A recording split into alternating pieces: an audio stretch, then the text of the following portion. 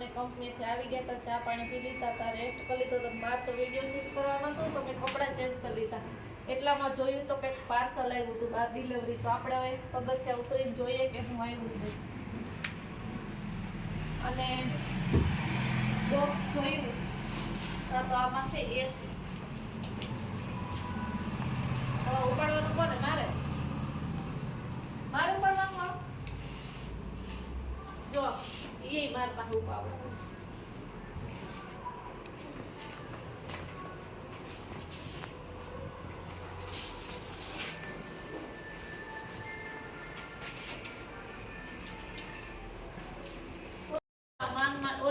એસી માર પાસે મુકાવડાવી લીધું અને હવે આ મારે પાસે એટલે થોડી હેલ્પ તો કરાવી દે. આમાં કમર ભાંગી જવાની છે એ વાત થાય નથી. ચડે જરાય સપોર્ટ કરતું. મૂકી દે. હું ઉપર રહું લે, તું નીચે આવતી રે, મારાથી નહીં ઉપડે. કામે નથી.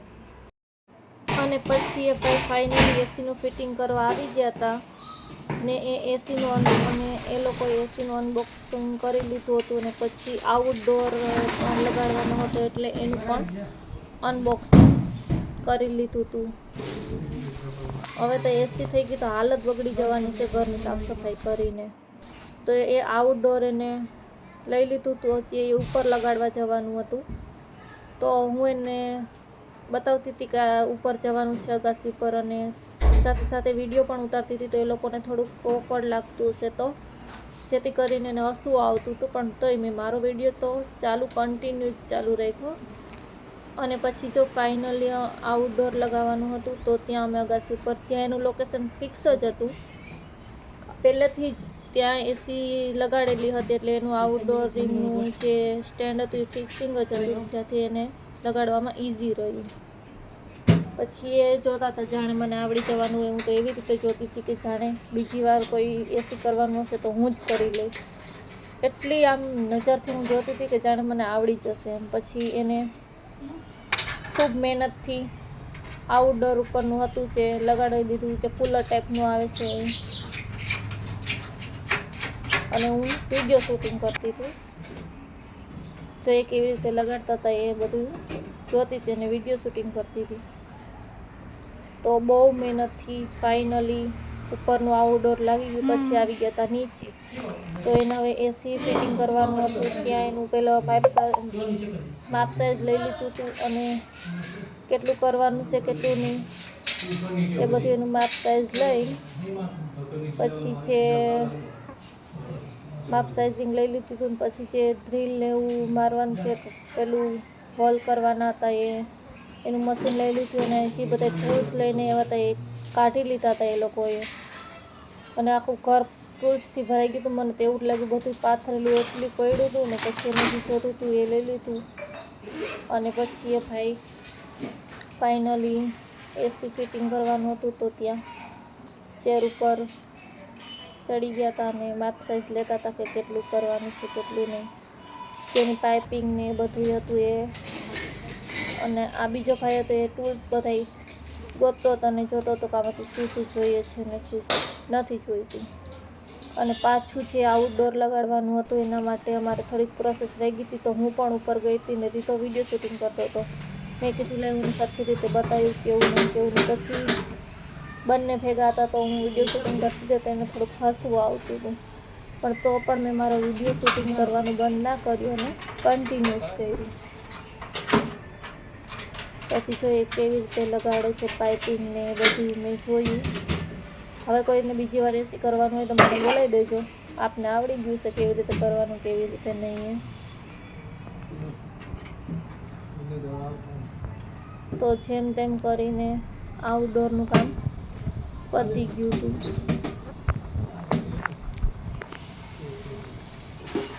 એક ભાઈ તો ઉપર ચડી ગયો. મને લાગે કે આ શું કરે છે, પહેલાં તો મેં એવું વિચાર લીધું હતું પણ પછી એવું લાગ્યું છે આઉટડોરનું કામ બાકી છે એટલે પાછળના જે કનેક્શન આપવાના હશે એ સાઈડ આપતો હશે.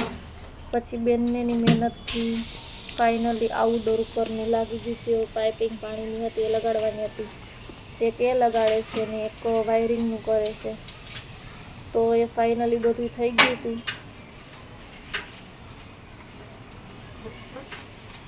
આઉટડોર લગાડવામાં તો ખૂબ ટાઈમ લાગ્યો. પછી મને લાગ્યું કે હજી કેટલો ટાઈમ છે, કેમ કે મારે પણ વિડીયો શૂટ કરવાનું હતું, પણ એ લોકો હતા ત્યાં સુધી તો મારે કાંઈ થાય જ નહીં.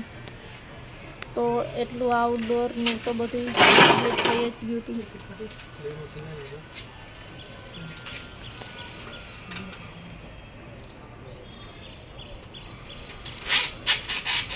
જો કેટલી મહેનતથી કરે છે, પેલા તાંબાનો તાર લગાડીને.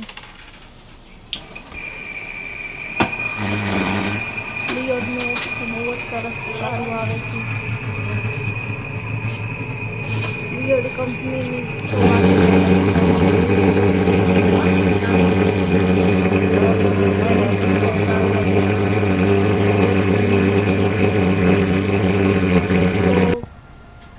જોવો આપણું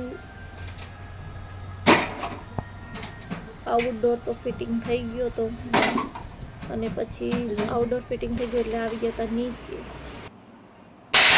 હવે નીચેની જે ફ્રીલ હતી એનાથી વોલ પાડીને એની માપ સાઇઝ તો પહેલેથી લઈ જ લીધી હતી, કેટલું કરવાનું છે કરીને. અને પછી એને ફાઇનલી એસીની ફિટિંગ કરવાની ચાલુ.